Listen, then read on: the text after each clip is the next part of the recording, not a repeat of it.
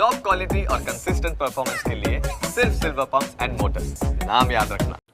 રાજ્યમાં ઠંડીનું જોર વધ્યું છે અને ઠંડીને લઈને હવે હવામાન વિભાગે પણ આગાહી કરી છે। આ મહિનામાં કડકડતી ઠંડીનો અનુભવ થશે। બંગાળની ખાડીમાં સક્રિય થયેલા વાવાઝોડાની અસર છે તે પણ ગુજરાતમાં વર્તાશે અને ઠંડા પવનોની શરૂઆત પણ થઈ ગઈ છે। ઠંડા પવનો સાથે પવનની ગતિ છે તે 15 કિલોમીટરથી વધી રહી છે અને પવન વધતા જ હવે ઠંડીનું જોર પણ 24 કલાક સુધી યથાવત રહેવાનું છે। અમદાવાદની વાત કરીએ તો અમદાવાદનું લઘુત્તમ તાપમાન 1 થી 2 ડિગ્રી નીચું રહેશે। આ મહિનામાં અમદાવાદમાં ઠંડીનો પારો ગગડીને 10 ડિગ્રી સુધી પણ જઈ શકે છે।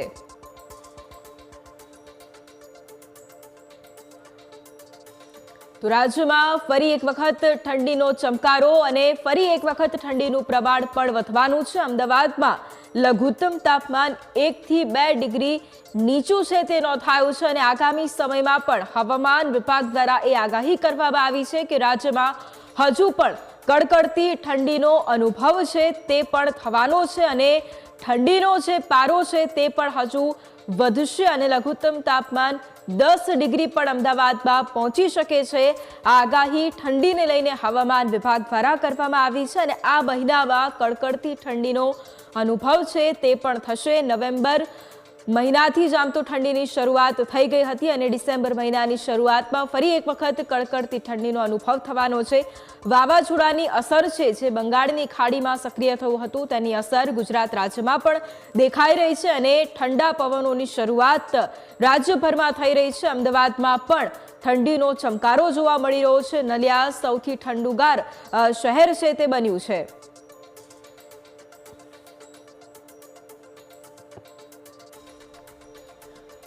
તો અમદાવાદનું પણ લઘુત્તમ તાપમાન 1 થી 2 ડિગ્રી છે તે નીચું જઈ શકે છે એટલે ઠંડીનો ચમકારો સમગ્ર રાજ્યભરમાં હવે જોવા મળી શકે છે।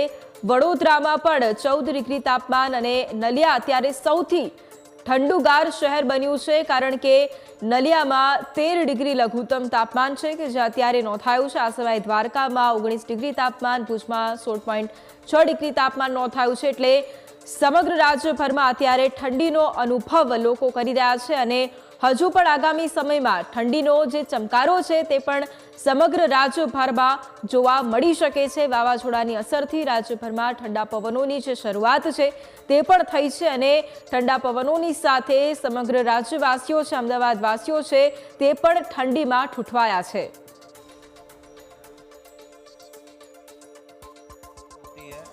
कुछ मेरे हिसाब से काम कुछ नहीं हो रहा है।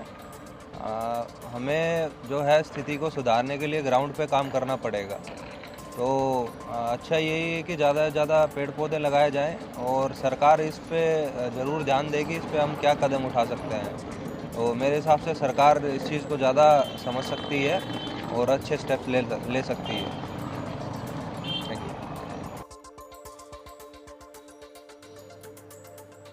तो एक तरफ गुजरात राज्य में ठंडीनो चमकारो ज्यारे बीजी तरफ दिल्ली में हजू पण प्रदूषणनी परिस्थिति पण यथावत है। मुंबईनी पण बात करिए तो जे प्रमाणे मुंबई है ते धुम्मसनी चादर में जाने लपेटायुं होय तेवा दृश्यों पण मुंबईना अत्यारे देखाई रह्या छे। समग्र देशभर में एक तरफ ठंडीनी शरूआत थई छे, दिल्ली में प्रदूषण जोवा मळी रह्युं छे तो मुंबई में अत्यारे धुम्मसनी चादर छवाय होय तेवा दृश्यों पण अत्यारे सामे आव्या छे। ज्यारे गुजरात राज्यमां पण अत्यारे ठंडीनो जे चमकारो छे ते जोवा मळी रह्यो छे એટલે કે સમગ્ર રાજ્યભરના તાપમાનમાં અત્યારે વધારો નોંધાયો છે અને બીજી તરફ સમગ્ર દેશભરમાં પણ ઠંડીની શરૂઆત થઈ છે।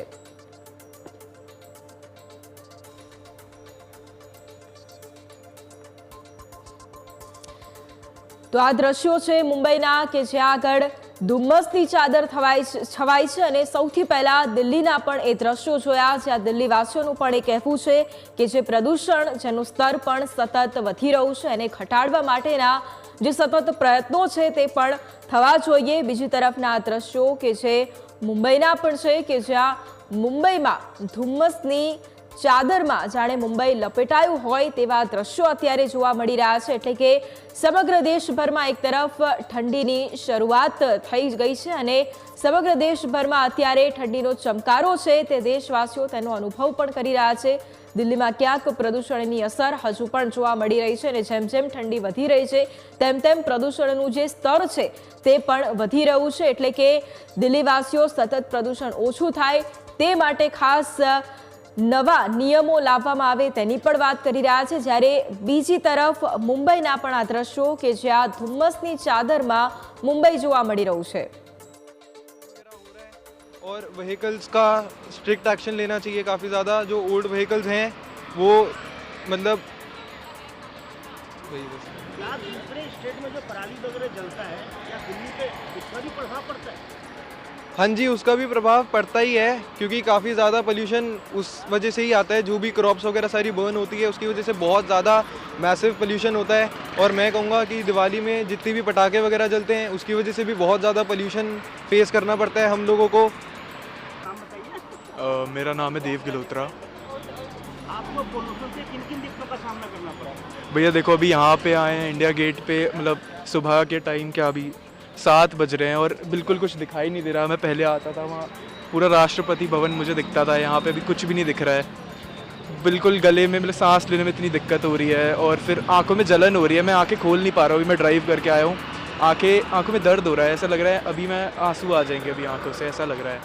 राश इतनी अभी न्यूज़ में भी दिखा रहे हैं कि इतने पोल्यूशन की वजह से ऐसा है कि दिन की एक आदमी 20 से 25 सिगरेट्स पी रहा है। जैसे मैंने अभी आपको बताया कि जैसे मैं 18 साल का ही हूँ अभी, और अभी पोल्यूशन में मेरे को ऐसा है, न्यूज़ में दिखाते कि 20 से 25 सिगरेट इंसान दिन की पी रहा है। तो बुज़ुर्ग और जो यंग बच्चे हैं जिनकी लंग्स इतने केपेबल है ही नहीं अभी, तो वो भी इतना पोल्यूशन इनटेक कर रहे हैं। उनको भी 20 से 25 सिगरेट्स के आसपास का पोल्यूशन वो मतलब इनटेक उनमें जा रहा है, तो उनके लिए तो बहुत हार्मफुल है। आगे बुज़ुर्गों की लाइफ भी कम होगी, इन बच्चों की भी कम होगी, हमारी भी कमी हो रही है पोल्यूशन की वजह से। प्रदूषण कम करने के लिए दिल्ली सरकार को कौन सा एक्शन लेना चाहिए सरकार को? मुझे लगता है सबसे अभी अच्छा हो सकता है कि जो भी कंस्ट्रक्शन साइट्स का वर्क चल रहा है उस सब को बंद कर दिया जाए। जो भी जैसे पराली वगैरह जलती है उसका सारा पोल्यूशन अभी इधर उड़ के इधर ही आ रहा होता है, तो कुछ इसलिए दिखाई नहीं देता, क्योंकि प्रेशर की वजह से सारा पोल्यूशन इसी वक्त दिखता है, विंटर्स में जब कम होता है। तो एक तो ये कंस्ट्रक्शन वाला काम और ये जलाने वाला ये सब बंद हो जाना चाहिए, अभी के लिए डिले हो जाना चाहिए थोड़ा, यही मुझे लगता है। और दूसरा रहेगा